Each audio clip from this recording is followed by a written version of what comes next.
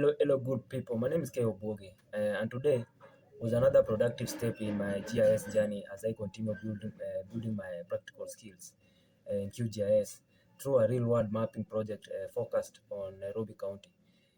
I successfully created a separate thematic map showing the spatial distribution of waterways, protected areas, and building buildings within Nairobi County.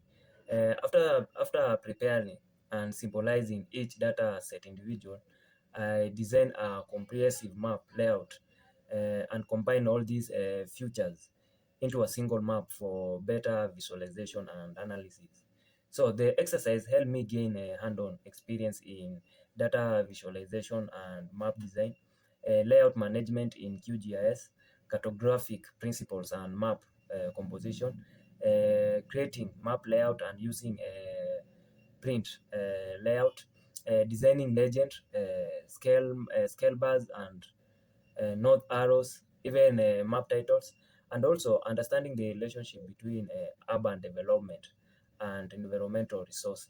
So one of the most interesting observation was seeing how buildings and waterways and protected areas interact within the same geographical space. So such maps are valuable tools for urban planning, environmental management, infrastructure development, conservation efforts, and informed decision making. So every map tells a story, and through GIS, we can better understand our environment, identify patterns, and support sustainable development through data-driven solution. So as I continue my learning journey, I'm becoming more confident in spatial analysis, cartography, and GIS application. So each project strengthens my technical skills and bring me closer to my goals of becoming a professional GIS specialist capable of solving real-world challenges through geospatial technology. So I remain committed to continuous learning, practical project development, and expanding my expertise in geographic information system, remote sensing, and spatial data analysis. And if you find yourself interested in learning QGIS, you can just inbox me. Let's chat.